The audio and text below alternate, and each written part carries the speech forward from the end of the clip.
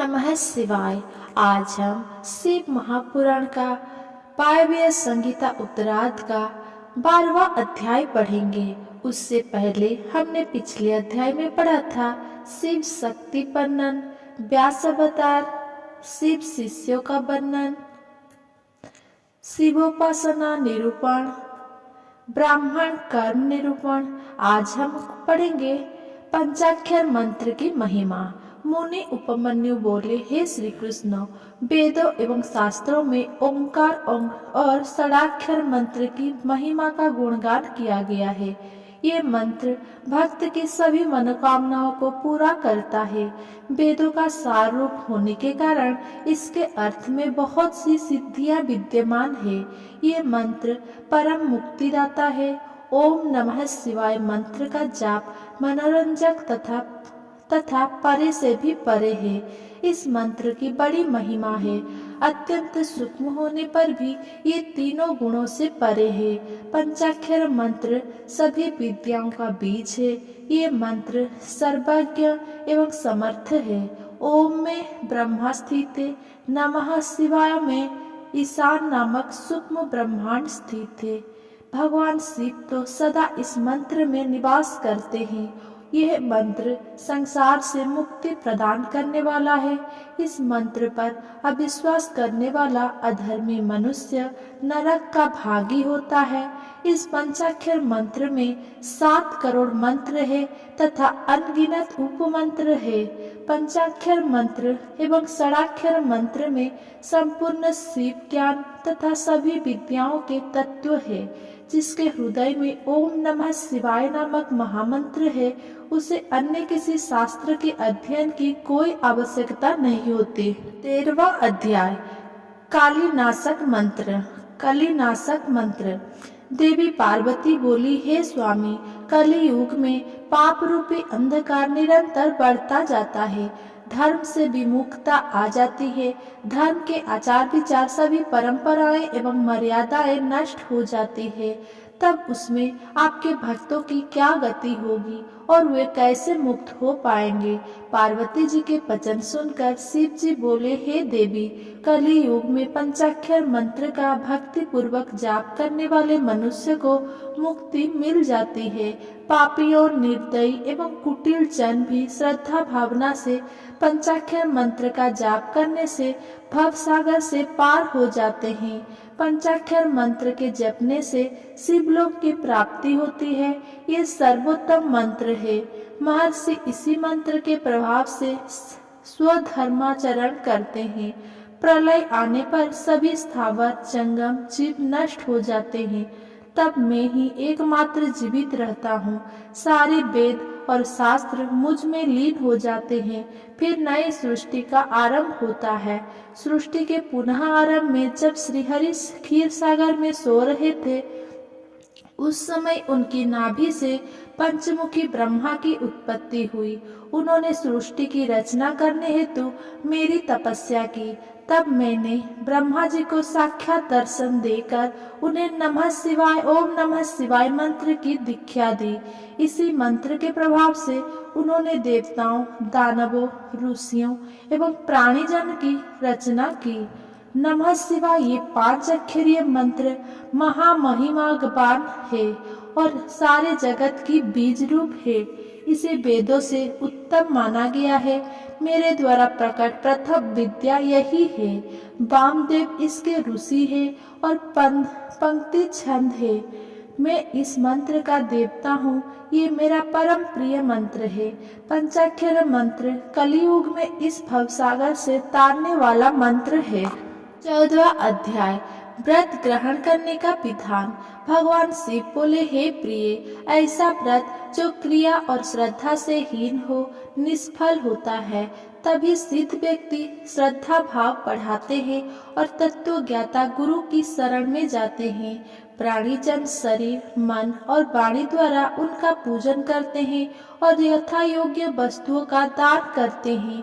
इसीलिए जब प्राणीजन गुरु की शरण में जाते हैं तो गुरु उन्हें मंत्र की दीक्षा देते हैं, और जब शिष्य का अहंकार का भाव समाप्त हो जाता है तब उसे घृत से स्नान करा, आभूषण से भूषित कर ब्राह्मणों का पूजन करे, फिर गौशाला या मंदिर में जाकर विधि पूर्वक ज्ञान का उपदेश दे। गुरु द्वारा दीक्षित मंत्र का प्रतिदिन 108 बार जाप करना चाहिए। इससे परम गति प्राप्त होती है। वाचिक तप जप का फल 1 गुना, उपांशु जप का 100 गुना, मानस का 1000 गुना, सगर्भ का 1,00,000 गुना होता है। मंत्र के अंत में ओमकार होना चाहिए। ध्यान के साथ मंत्र का जाप करना चाहिए। सूर्य, अग्नि, गुरु, चंद्रमा, दीपक, जल, ब्राह्मण और गौ के पास ही जप करना चाहिए।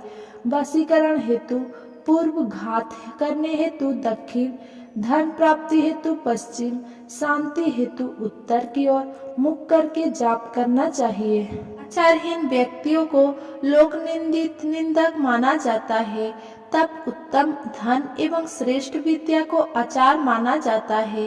निंदक मनुष्य को परलोक में भी सुख नहीं मिलता, इसीलिए हमें सदाचार का पालन करना चाहिए। गुरु द्वारा दीक्षित मंत्र पतित चंडालों को भी सुधारने वाला तथा परम गति प्रदान करने वाला होता है। 15वां अध्याय दीक्षा विधि। श्री कृष्ण बोले, हे महर्षि, अब आप मुझे शिव संस्कारों के बारे में बताइए।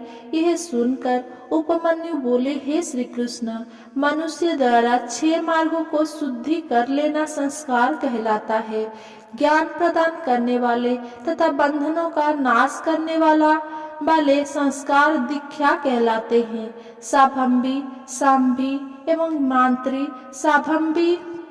संभवी दीक्षा 3 प्रकार की होती है। 3 प्रकार की होती है।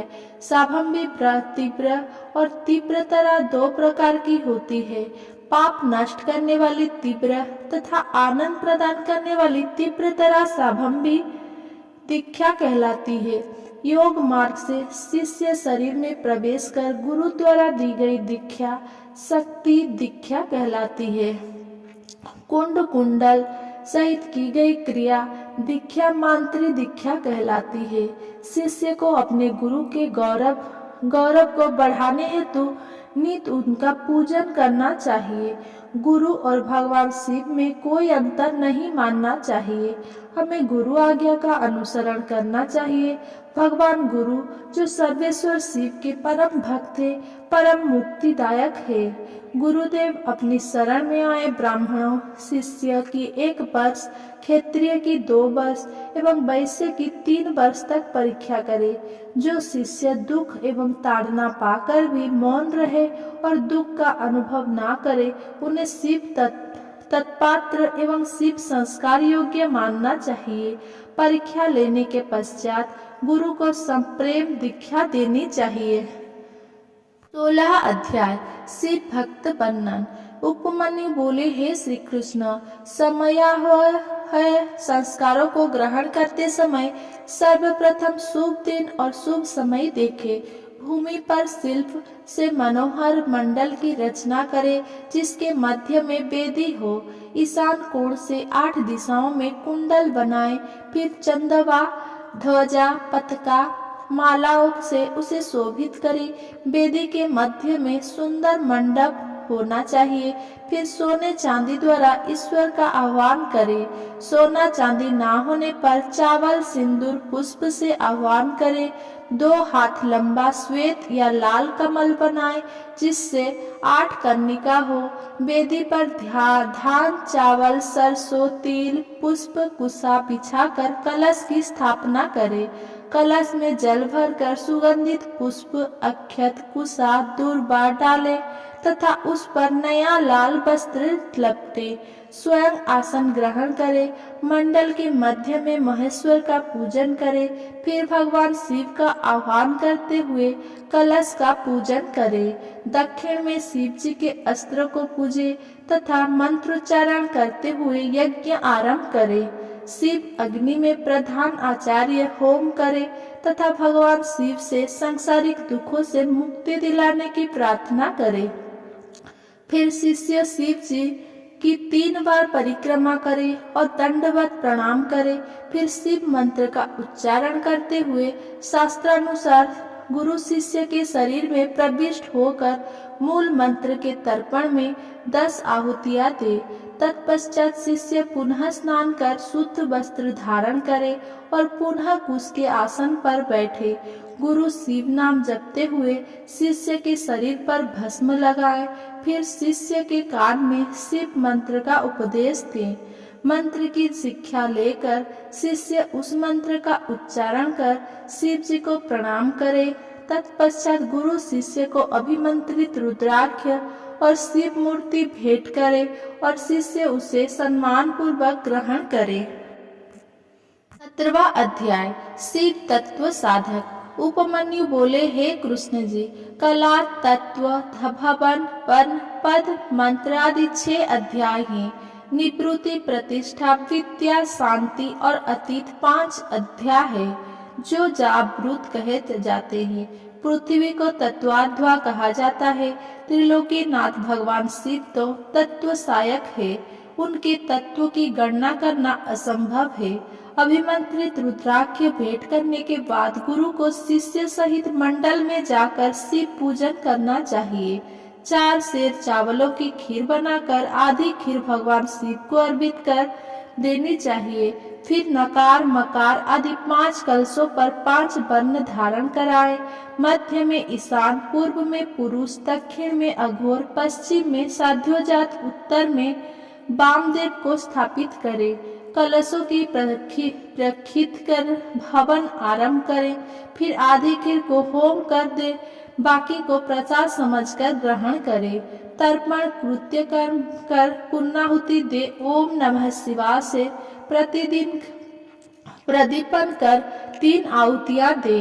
कन्या द्वारा काते गए सूत को अभिमंत्रित कर शिष्य की शिखा में बांध दे और पूजन करे।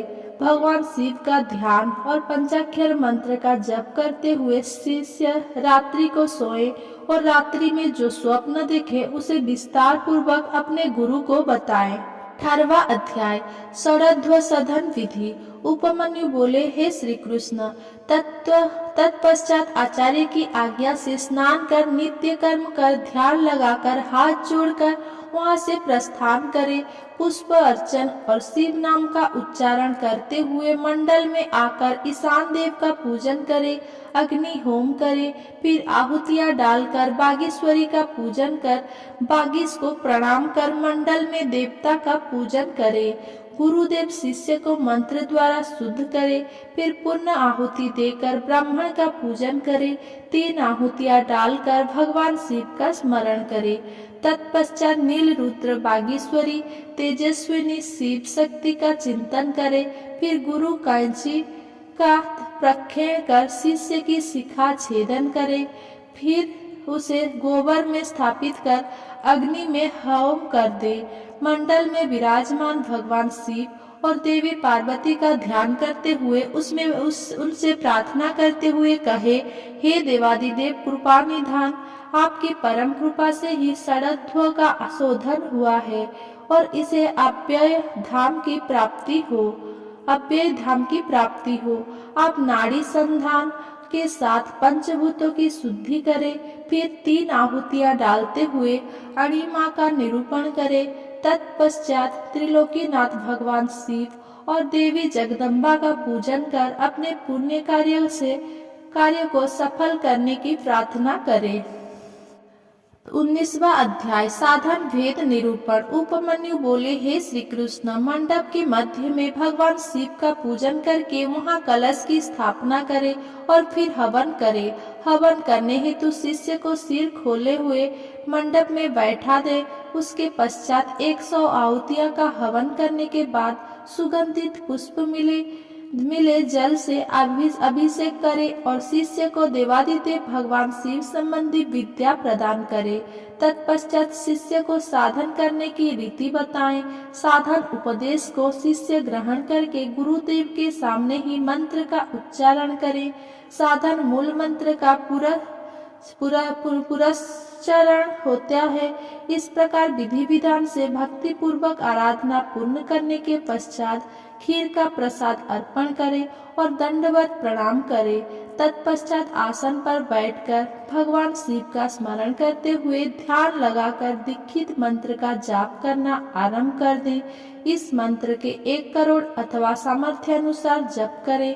इस प्रकार इस मंत्र का उपदेश देने वाले गुरु और उपदेश पाने वाला शिष्य के लिए इस लोक और परलोक में कुछ भी ऐसा नहीं है जिसे प्राप्त ना किया जा सके। अध्याय अभिषेक। उपमन्यु बोले, हे कृष्ण जी, जब शिष्य दीक्षित मंत्र को साथ ले तब उसे पाशुपति व्रत धारण कराए, फिर उसे अभिषेक करने के लिए आसन पर बैठा दे। पंच कलाओं से पूर्ण कलश स्थापित कर भगवान शिव का पूजन करे।